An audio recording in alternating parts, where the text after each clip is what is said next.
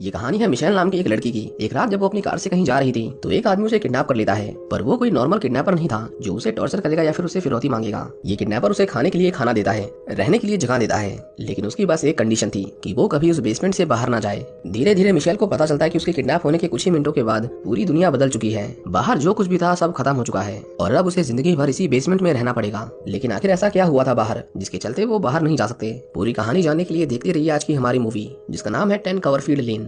इस मूवी की स्टार्टिंग में हम मिशेल को देखते हैं। उसका अपने बॉयफ्रेंड से बहुत बड़ा झगड़ा हुआ था, जिसके बाद वो उसे छोड़कर अपने घर जा रही थी, लेकिन रास्ते में एक अनजान कार उसे जोर से टक्कर मारती है, जिससे उसका एक बहुत बड़ा एक्सीडेंट होता है। इतने बड़े एक्सीडेंट के बाद भी मिशेल अभी तक जिंदा थी, लेकिन जब उसे होश आता है तो वो खुद को किसी हॉस्पिटल में नहीं बल्कि एक बेसमेंट में बंद पाती है। उसके कपड़े किसी ने निकाल रखे थे और उसका पैर एक हथकड़ी के साथ दीवार से बंधा हुआ था। मिशेल बहुत घबराई हुई थी। उसे अपने सामने अपना फोन दिखाई देता है, पर वहाँ पर नेटवर्क नहीं आ रहा था। उसे किसी के आने की आवाज सुनाई देती है और हम यहाँ एक अधेड़ उम्र के आदमी को देखते हैं। इस आदमी का नाम हावर्ड है और उसी ने मिशेल को किडनैप किया था। मिशेल उसे कहती है कि वो उसे छोड़ दे, वो किसी को भी इसके बारे में नहीं बताएगी, पर हावर्ड उसे शांत रहने और खुद का ध्यान रखने को कहता है। यहाँ तक कि उसने उसे हथकड़ियों की चाबियां भी दे दी थी। इसके बाद हम देखते हैं कि मिशेल अपने वॉकिंग स्टिक्स को छीलकर एक हथियार बनाती है और हावर्ड को मारकर वहाँ से भागने के बारे में सोचती है। वो उसके वापस लौटने का इंतजार करती है और उसके आते ही उस पर हमला करती है, पर उसका ये प्लान फेल हो जाता है क्योंकि हावर्ड उससे बहुत ज्यादा पावरफुल था। हावर्ड उसे कहता है कि मैंने तुम्हारी जान बचाई है, इसलिए तुम्हें मुझे थैंक यू कहना चाहिए और दोबारा गलती से भी ऐसा मत करना। हावर्ड उसे बताता है कि हमारे अर्थ पर किसी तरह का अटैक हुआ है जो न्यूक्लियर हमले से भी बड़ा है, जिसकी वजह से बाहर की हवा में इतना पोल्यूशन है कि अब कोई भी जिंदा नहीं बचा। मिशेल को उसकी बातों पर विश्वास नहीं होता, और होता भी कैसे, क्योंकि कुछ देर पहले तो सब कुछ ठीक था और अचानक से इतना बड़ा हमला मुमकिन ही नहीं है। पर फिर भी इतना सब कुछ होते हुए भी मिशेल उसकी हाँ में हाँ मिलाती है, क्योंकि उसे नहीं पता था कि हावर्ड कैसा आदमी है। कुछ दिनों के बाद जब वो चलने लायक हो जाती है तो वो उस बेसमेंट के कमरे से बाहर आती है। यहाँ पर हमें पता चलता है कि वो वहाँ पर अकेली नहीं थी। हम यहाँ पर एमेट नाम के एक लड़के को देखते हैं। एमेट मिशेल से बहुत फ्रैंकली बात कर रहा था, जो हावर्ड को बिल्कुल पसंद नहीं आता और वो उसे मिशेल से दूर रहने के लिए कहता है। इसके बाद मिशेल वॉशरूम जाती है, पर हावर्ड दरवाजे से हटने के लिए तैयार नहीं था, क्योंकि उसे मिशेल पर भरोसा नहीं है। मिशेल उसे एक बार बाहर चलकर हालातों का मुआयना करने को कहती है। उसे उम्मीद थी कि शायद सब कुछ ठीक हो चुका होगा, पर हावर्ड उसे कहता है कि हवा को साफ होने में सालों भी लग सकते हैं, इसलिए हम में से कोई बाहर नहीं जाएगा। इसके बाद वो उसे बाहर का नजारा दिखाने ले जाता है और हम देखते हैं कि फार्म के सभी जानवर पॉइजनस एयर की वजह से मर चुके थे।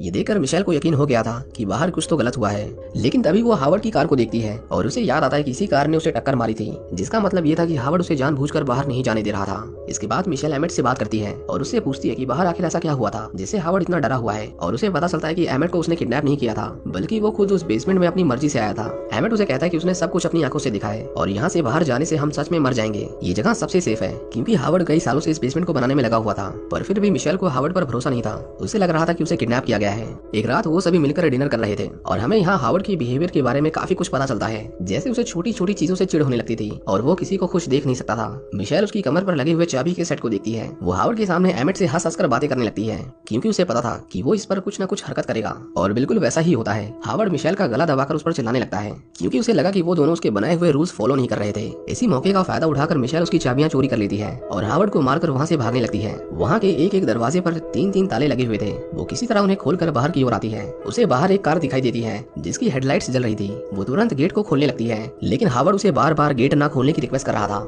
लेकिन तभी हम एक लेडी को देखते हैं जिसका चेहरा पूरा खराब हो चुका था और उसकी स्किन निकल रही थी, जो शायद बाहर की हवा की वजह से हुआ होगा। वो मिशेल से गेट खोलने के लिए कहती है, लेकिन वो बहुत घबरा गई थी, क्योंकि हावर्ड उसे पीछे से चिल्ला चिल्लाकर गेट खोलने के लिए मना कर रहा था। हम देखते हैं कि वो लेडी दरवाजे पर अपना सिर पीट पीट कर उसे तोड़ने की कोशिश करती है और आखिर में मिशेल को वापस बेसमेंट में आना पड़ता है। वो ये सब देखकर बहुत डर गई थी। ना तो उसे हावर्ड के साथ रहना पसंद था और ना ही वो बाहर जा सकती थी। हावर्ड उसके पास आता है और उसे कहता है कि उसने ही उसकी कार को टक्कर मारी थी, पर इसलिए नहीं कि वो ऐसा करना चाहता था, बल्कि इसलिए क्योंकि बेसमेंट तक आने के लिए वो बहुत तेजी से ड्राइव कर रहा था, जिसके चलते उसने मिशेल की कार को ठोक दिया।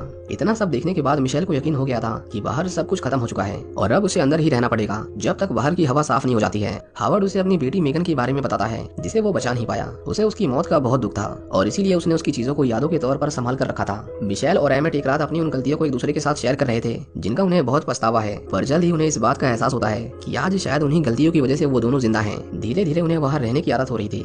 वो सभी कुछ गेम्स खेला करते थे, टीवी देखते थे और गाना गाया करते थे। एक दिन अचानक से उनका पूरा बेसमेंट हिलने लगता है। हावर्ड उन्हें बताता है कि ये उन्हीं की वजह से हो रहा है जिन्होंने सभी इंसानों को मारा है। कुछ देर बाद जब भूकंप शांत होता है तो उन्हें पता चलता है कि उनका एयर वेंटिलेशन सिस्टम खराब हो गया है और अगर जल्दी उसे ठीक नहीं किया तो सभी पोल्यूटेड एयर की वजह से मारे जाएंगे। हार्वर्ड मिशेल को इसी इवेंट से होते हुए ऊपर जाने के लिए कहता है क्योंकि वही उसके अंदर जा सकती थी। ऊपर जाकर मिशेल लीवर को ठीक कर देती है जिससे एयर फिल्ट्रेशन सिस्टम फिर से स्टार्ट हो जाता है। वो जब ऊपर जाती है तो उसे एक शीशे की छोटी सी खिड़की दिखाई देती है जिस पर किसी ने हेल्प लिखा था। मिशेल को वहाँ पर एक ईयरिंग मिलती है और उस पर खून लगा हुआ था और सबसे हैरानी की बात ये थी कि ऐसी सेम ईयरिंग को हार्वर्ड की बेटी ने भी पहना था। जब इन सब के बारे में वो एमेट को बताती है तो उसे पता चलता है कि वो फोटो वाली लड़की मेगन नहीं थी। एमेट उसे बताता है कि वो उसके स्कूल की एक लड़की थी जो 2 साल पहले गायब हो गई थी, जिसका मतलब ये था कि हार्वर्ड ने मेगन के बारे में झूठ बोला था और उस लड़की को उसने किडनैप करके अपने साथ रखा था। उन दोनों को अब हार्वर्ड के ऊपर शक होने लगा था, इसलिए वो वहाँ से भागने का प्लान बनाने लगते हैं। मिशेल कुछ प्लास्टिक के टुकड़ों को काटकर एक सूट बनाने लगती है ताकि अगर सच में बाहर की हवा जहरीली हुई तो वो वहाँ सांस ले सके। लेकिन ये सब उन्हें हार्वर्ड की नजरों से बचकर करना था क्योंकि अगर उन्हें इसके बारे में पता चलता तो वो शायद उन्हें मार भी सकता था। धीरे धीरे मिशेल अपने सूट पर काम कर रही थी, लेकिन एक दिन हार्वर्ड उसके पास आता है और उन्हें एक ड्रम उठाकर एक कमरे में लेकर जाने को कहता है और हमें पता चलता है कि उस बैरल में एक एसिड था जो किसी भी चीज को चुटकियों में पिघला सकता है। हम देखते हैं कि उसे उनके प्लान के बारे में पता चल गया था और वो उनकी सीजर और ब्लेड को पिघला देता है। हार्वर्ड उन दोनों पर चिल्लाकर उन्हें उससे सच बोलने को कहता है। एमेट को लगा कि वो ज्यादा से ज्यादा क्या ही कर लेगा, इसीलिए वो उसे सच बोल देता है कि वो उसकी गन को चोरी करने वाला था ताकि मिशेल उसकी भी वैसे ही इज्जत करे जैसे वो उसकी करती है।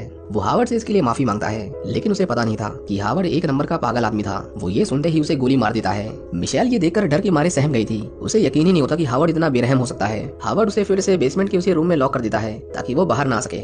एमेट के जाने से मिशेल को सब कुछ सूना सूना लग रहा था। वो उसकी चीजों को देखकर रोती रहती थी क्योंकि इसमें उस बेचारे की कोई गलती नहीं थी। वो फैसला करती है कि वो उसकी मौत को जाया नहीं जाने देगी। वो अपने सूट को फिर से बनाना शुरू करती है और फाइनली वो दिन आता है जब उसने उसे पूरा कर लिया था। मिशेल ने उस सूट के हेलमेट को वेंट के अंदर छुपा रखा था और जब हार्वर्ड उसके लूज स्क्रू को देखता है तो उसे उसके ऊपर शक हो जाता है। हार्वर्ड उस पर जोर जबरदस्ती करके उससे सवाल पूछने लगता है और आखिर में उसे उसका बनाया हुआ सूट मिल जाता है। उसे देखते ही हार्वर्ड को बहुत गुस्सा आता है, लेकिन मिशेल उसे उस कमरे में बंद करके वहाँ से भाग जाती है। उसे चाबियां तो मिल गई थी, लेकिन बिना उस सूट के वो बाहर नहीं निकल सकती थी। जब हार्वर्ड उसे पकड़ने की कोशिश करता है तो मिशेल उसके ऊपर एसिड का बैरल गिरा देती है जिसकी वजह से उसका शरीर जलने लगता है, पर फिर भी उसने हार नहीं मानी थी। वो उसे बाहर जाने से रोकता है और इसी कोशिश में उस बेसमेंट में आग लग जाती है। मिशेल उसी वेंट से होते हुए बाहर जाने की कोशिश करती है, पर हार्वर्ड उसके ऊपर चाकू से हमला करता है। एक बार तो वो उसे पकड़ भी लेता है, लेकिन फिर भी मिशेल उसे हराते हुए किसी तरह वहाँ से बाहर निकल जाती है। हार्वर्ड से पीछा छुड़ाकर उसकी सांस में सांस आती है। वो तुरंत मदद के लिए कार में जाने लगती है, पर तभी उसका ध्यान उसके फटे हुए सूट पर जाता है। वो फटाफट उस पर टेप लगाने लगती है ताकि जहरीली हवा उसके लंग्स तक ना पहुंचे। वो बहुत घबराई हुई थी, लेकिन तभी उसकी नजर चिड़ियों के झुंड के ऊपर जाती है जो इतनी पॉइजनस एयर में भी सांस ले रहे थे,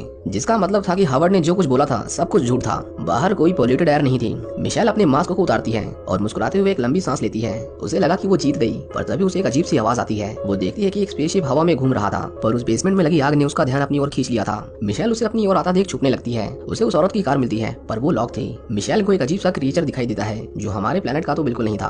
उसे वहाँ उसके होने की भनक पड़ गई थी, इसलिए वो उस औरत की लाश से चाबी को उठाकर वहाँ से भागने लगती है। उसे एक चमकीली रोशनी दिखाई देती है। उसे लगा कि कोई उसकी मदद करने आया है, लेकिन ऐसा नहीं था। ये वही स्पेसशिप था जो इस बार वहाँ हवा में पॉइजन फैलाने लगता है। मिशेल भागकर तुरंत अपने हेलमेट को ढूंढती है और उसे पहनकर अपने चेहरे को पूरी तरह से कवर कर लेती है, लेकिन वो एलियंस उसके पीछे पड़े हुए थे। वो उसकी कार समेत उसे निकलने वाले थे, लेकिन तभी मिशेल को वहाँ एक वाइन की बोतल मिलती है जिसे वो एक मोलोटोव कॉकटेल बनाकर उस एलियन के मुंह में फेंक देती है। इससे एक बहुत बड़ा धमाका होता है और वो शिप क्रैश करके डिस्ट्रॉय हो जाता है। मिशेल कार समेत नीचे गिर जाती है, लेकिन खुशकिस्मती से वो जिंदा थी। वो उस औरत की कार को लेकर वहाँ से निकल जाती है और थोड़ी दूर चलते ही उस कार के रेडियो में उसे एक अनाउंसमेंट सुनाई देता है, जिससे उसे पता चलता है कि इंसानों को उन एलियन से बचने के लिए सेफ जगह मिल गई है। मिशेल के पास 2 ऑप्शन थे, या तो वो सीधे जाती जहाँ पर सभी इंसान जा रहे थे, या फिर वो वापस अपने शहर में जाती जहाँ अभी भी कुछ लोग जिंदा थे। मिशेल शहर की ओर जाने लगती है क्योंकि अब उसे पता था कि इस तरह के हालातों से बचकर निकलने में कैसा महसूस होता है। इसी के साथ ये कहानी यहीं खत्म हो जाती है। उम्मीद करता हूँ कि आपको ये मूवी पसंद आई होगी।